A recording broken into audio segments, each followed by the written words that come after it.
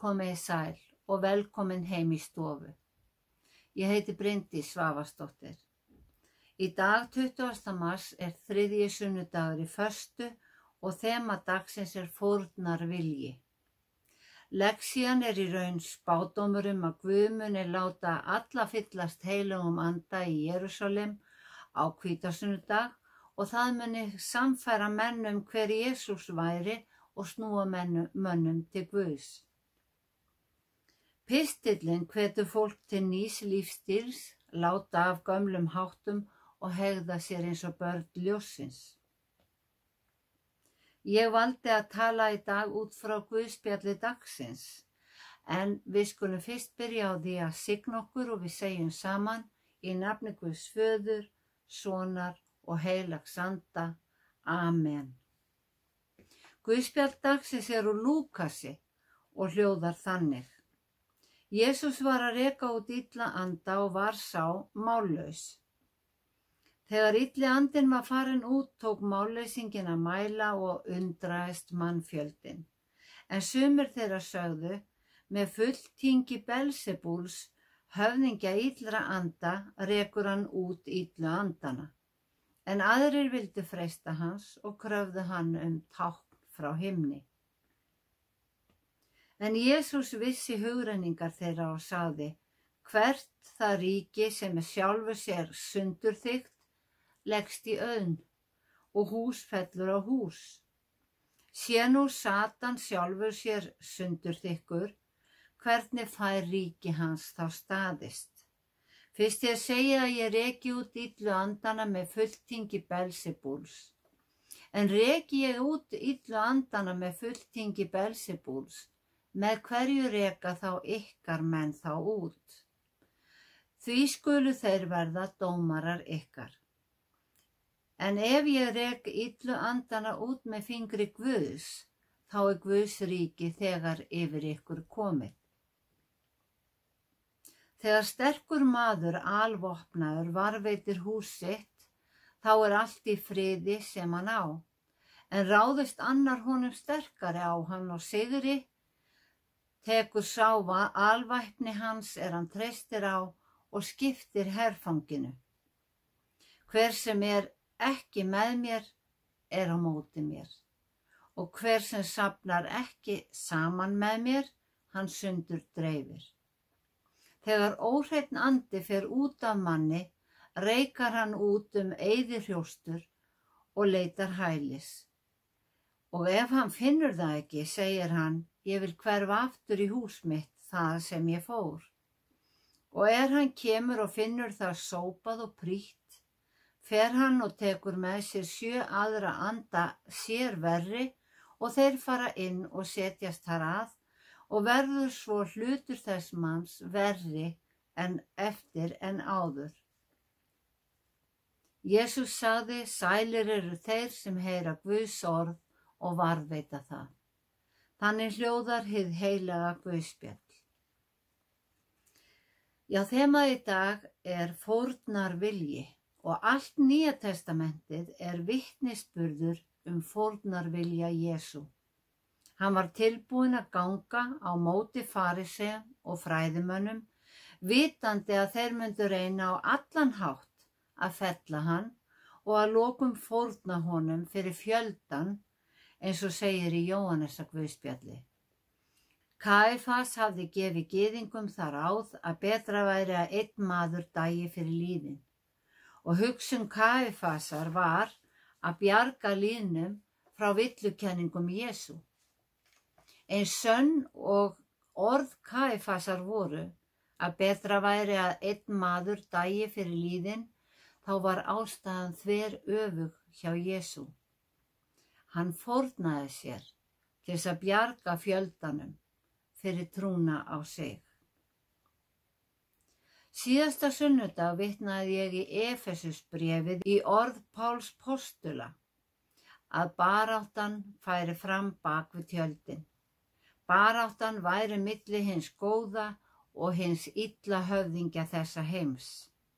Baráttan er milli tveggja afla, en samt ekki aðeins milli tveggja persóna, því Satan hefur liðsauka. Í Esekiel segir frá því þegar Lúsífer, sem var fallegasti engillinn á himnum, ofmetnaðist vegna fegurðar sinnar og vildi vera Guð. Þar er sagt að vegna verslunar umsvifa hans, það er, hann var farinn að versla með sálir englana, gera þá hliðholla sér, safna liði í kringum sig. Að vegna þessara verslunar umsvifa var honum og englum hans, sem voru 1/3 hluti allra engla himinsins, þeim að kasta niður á jörðina. Lýsing þessa atburðar er að finna í 12. kafla Opinberunarbókarinnar og er svona. Drekanum mikla var varpað niður, hinum gamla höggormi sem heitir djöfull og Satan, sem afvegaleiðir alla heimsbyggðina. Honum var varpað niður á jörðina og englum hans var varpað niður með honum. Með halanum dró hann 3. hlutan af stjörnum himinsins og varpaði þeim ofan á jörðina. Hvergi getur maður fengið einhverja hugmynd hvað þessi 3. hluti gæti verið stór tala. En niður á jörðina var þeim varpað og gegn þeim öllum, gegn heilum her illra afla stóð Jesús einn.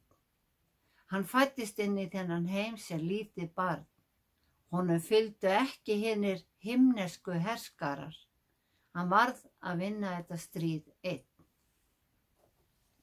Við fæðumst ekki sem vondar manneskjur þó að við fæðumst inn í syndugan heim.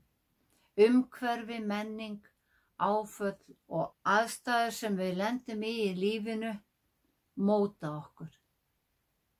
En hið illa í þessum heimi hefur meiri völd en við gerum okkur oft grein fyrir, kannski vegna þess að við hér á Íslandi lifum friðsömu lífi. Við lifum ekki við stríð.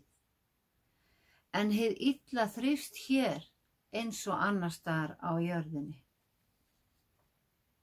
Guðspjallið sagði frá tilraun fræðimannana til að kasta rýrð á Jesú. Þeir segja að hann hljóti að reka út illa anda með valdi höfðingja hins illa. En Jesús bendir þeim á að ef hann væri af hinu illa, þá væri hann að vinna á móti eigin ríki.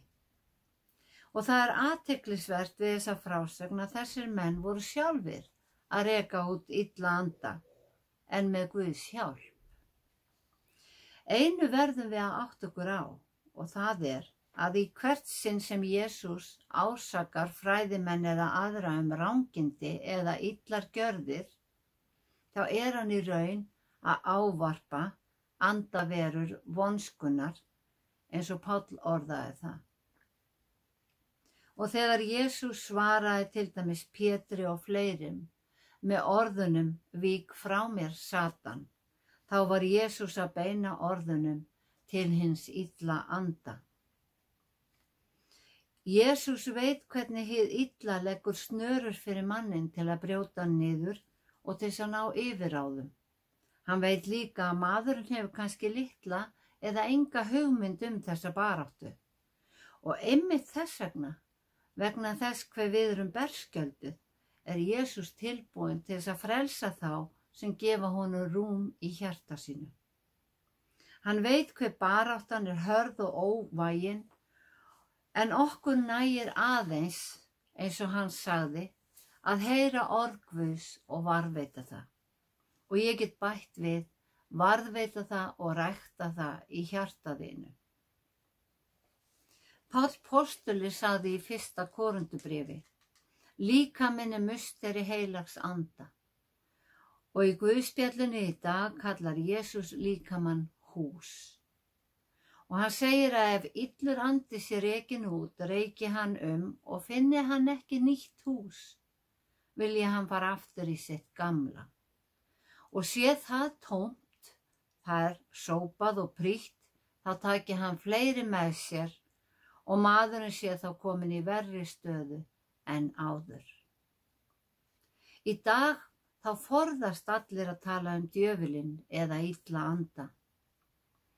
Í fermingafræðslubókinni Kondíos segir að snjallasta bragð djöfulsins sé að fá alla til að trúa því að hann sé ekki til. Og hvað er svo snjallt við það? Jú, ef við viðurkennum ekki að djöfullinn sé til, þá hljótum við að telja að hið illa komi líka frá Guði. Við heyrðum síðasta sunnudag að til þess að verjast illum öflum, þá þarf sá hinn sami að klæðast alvæpni Guðs, eins og Páll orðaði það, og verja sitt hús, líkama sinn, fyrir andaverum vonskunar. Það er nauðsynlegt að fylla húsið sitt af heilugum anda Guðs. Þannig skráum við okkur í her Drottins á móti hinu illa. Kristnir þurfa að standa saman, styrkja hvern annan og ræða meira saman Guðs orð, sækja kirkju, deila hugrenningum sínum og spurningum með öðrum til þess að slá varnar hring utan sig með Guðs orði og halda sér vakandi í trúnni. Opinberum trú okkar fyrir öðrum með stolti. Segjum já, ég er kristinn, já, ég trúi á Jesú Krist, já, ég trúi að hann hafi stigið niður til jarðar, verið krossfestur og hafi risið upp aftur og þannig sigrað dauðan. Verum óhrædd að ræða trúmál. Undanfarin ár hafa sumir prestar hætt að leyfa að teknar séu myndir í kirkjustarfi. Og ástæðan er persónuvernd. En Jesús sagði, hvern þann sem kannast við mig fyrir mönnum, mun ég og kannast við fyrir föður mínum á himnum.